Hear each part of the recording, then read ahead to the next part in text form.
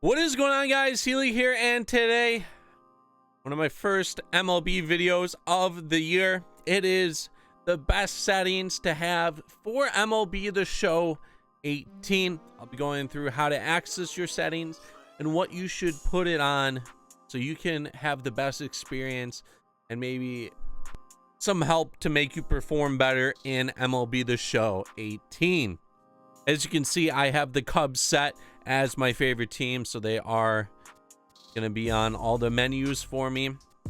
But from the play menu, you go all the way over to the right, you go past community and mini modes, then you have the options. Before we get in this gameplay, shout out to SeatGeek for sponsoring this video. They aggregate tickets from all over the web to making buying simple.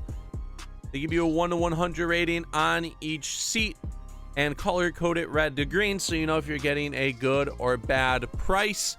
They also show you the view you will have from that seat so you can make sure that you're buying a good one as well. And if you decide to use SeatGeek, make sure you use the promo code Healy for $20 back on your first purchase. Link is in the description. We have the sounds of the show. You can edit players, change up the rosters, game controls, and then if you want to save some of the rosters you create or some of the data. But user settings is what we're going to be going over today. For audio and video, if you have a PS4 Pro, I would recommend putting this on the faster setting if you only have a 1080p monitor. If you're one of those guys that are competitive also, you put it on faster. Won't be as high of resolution, but you will get the frame rate to help you recognize the ball a little bit better. But I have that set to faster.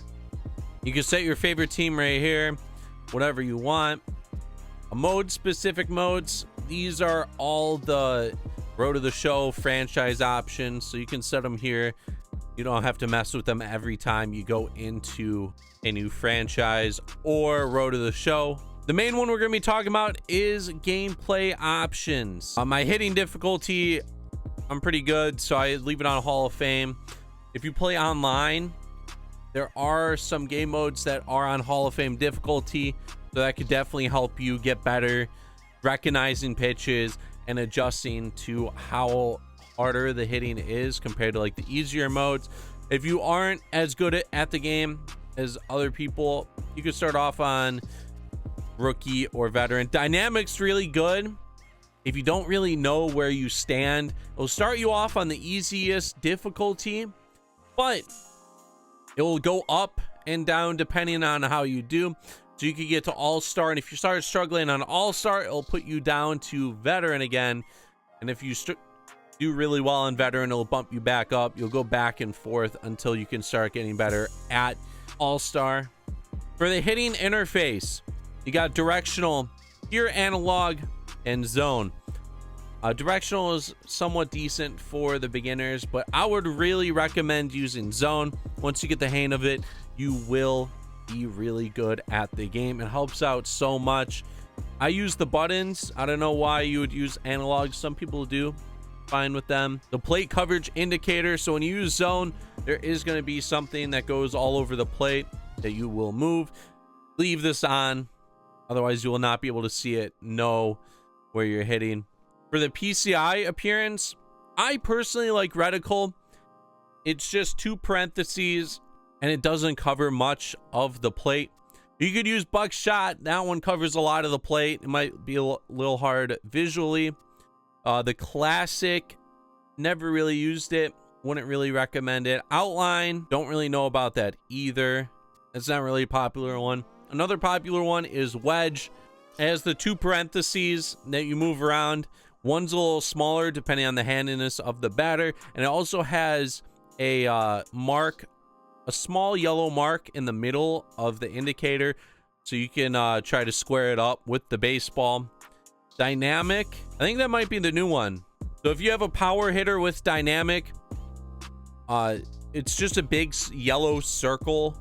It won't cover too much of the visual stuff. It'll be a faint circle, but on the upper half of the circle will be a darker yellow, indicating you have a guy that can hit for power. If you have a contact guy with not a lot of power, the bottom half of the circle will be outlined in dark yellow, so you know who you have up if you don't really know the players or their attributes. And if you have a guy that's both, I'm not really sure how that is. It might be the whole thing, but dynamics cool if you don't really know much of the player attributes. So I'd recommend reticle. That's what I'll use. For the hitting view, I use zoom. It's closer to the plate. I can see the ball better than most other cameras. And also, if you like the appearances of players, their stances after they hit the ball, if they have a no doubt celebration, zoom shows that. It's close enough so you can play well, but it's also far enough away if you are one of those people that like the visual stuff. For the guys that are really competitive, the best players, they use strike zone. All it shows on your screen is an enlarged strike zone. You don't get to see the players and their stances and stuff, but you definitely get the best view of the baseball. This is recommended for the people that want to be really good at the game. Just note, this is all personal preference. You can be good on any zone or hitting view that you like, but this is the one a lot of people recommend. I would try it out if you want to. They added 3 more strike zones this year, but I still think the first strike zone is a lot better. Side note, there are going to be hitting tip videos and pitching tip videos, so you can see exactly the settings I use for that, and I'll show off some of the cameras as well. With the Fisheye Camera, I used it for MLB 16. It's super zoom back. I enjoyed it for the visual aspect, but it is somewhat hard reading the baseball. If you're a franchise guy, Fisheye might not be too bad for you. But I go with zoom. Like I said, if you want to be really competitive, you can go with strike zone. For the in-play view, I just use dynamic. It's just the normal. I don't change it. I don't know. I think dynamic is definitely the best. You could have broadcast, high, medium. I'm not sure what those do. I just leave it on dynamic. Ball trail, it's automatically set to daytime only. I leave it on just so I can see the ball at nighttime as well. It's easier to track, and for video purposes, leave it on. Guest pitch, this is for road of the show and stuff, if you want that on, off, whatever. Now to pitching. You have, for the interface, you have pure analog, pulse, meter, and classic. For classic, you will just put the pitch where you want it and hit X. It won't go automatically where you put it. It'll go somewhere near, depending on the pitcher's stats. So if you're a really bad pitcher, probably won't end up where you want it. If you have a really good control pitcher, it might get close to where you want it to go. I wouldn't really recommend this, but this is good for franchise guys or people that aren't too good at the game. You have pure analog, which is what I use. This is the most control you have over where the pitches will end up. And if you make mistakes, that's on you. Just like zone hitting, this is pretty difficult to learn at first, but once you get the hang of it, you will realize how beneficial pure analog is. You have pulse, which is somewhat like classic, where you just hit a button, but you have to time it up. It's going to be a circle that gets larger and smaller, and you have to time it up at the smallest point to get it within that circle. So it's a little more difficult than classic, but I still wouldn't really recommend pulse. With meter, it's kind of like Madden with their field goal kicking, or it's pretty much the default in older games of the show, and I think it's even the default in this game as well. You basically hit X, try to time it up with how hard you want to throw it, and then it goes back the other way, and there's going to be a line that you have to get close to for the accuracy. Personally, this is like the second best one that you could use, but there's a lot of stuff out of your control, and it's somewhat difficult to get the meter down. Just like pulse, you gotta learn how to use it. Just like analog, you gotta learn how to use this interface, but I would still go with pure analog. That's my go-to. you get the best control. For pitching view, it's automatically set to default broadcast. For pitching view, I use outfield. Broadcast is the default. That's not bad either. The thing about broadcast is on some ballparks, the cameras are really weird and the pitchers actually cover some of the strike zone. So with outfield, it shifts the pitcher over and you get to see the whole zone and be able to place your pitches where you want to. Another good one that people like using are maybe zoom or even strike zone. Some people like the zone behind the plate because it's like they are hitting. They'll be able to see how the pitchers are going to someone, their opponent.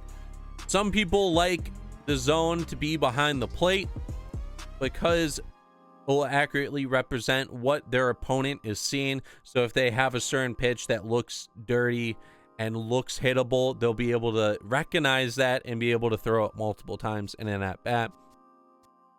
Just like with zoom, though, for hitting, I personally like outfield for the visual aspect, for the YouTube aspect.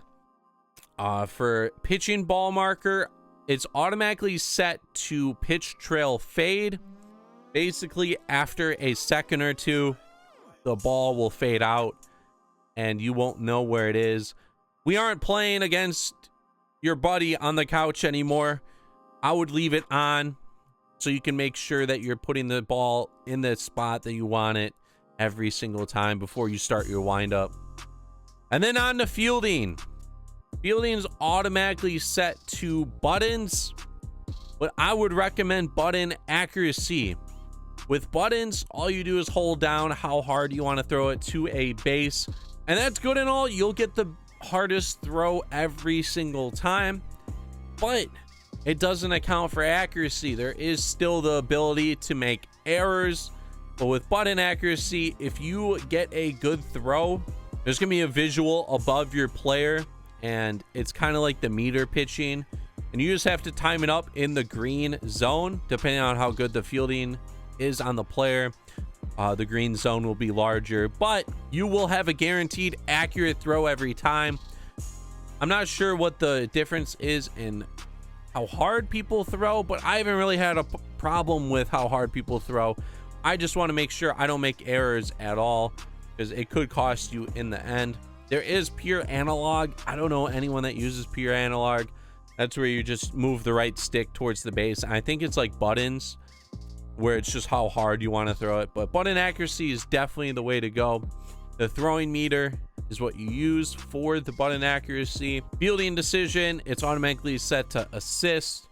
Throwing decisions off. In play defense, I have it set to medium.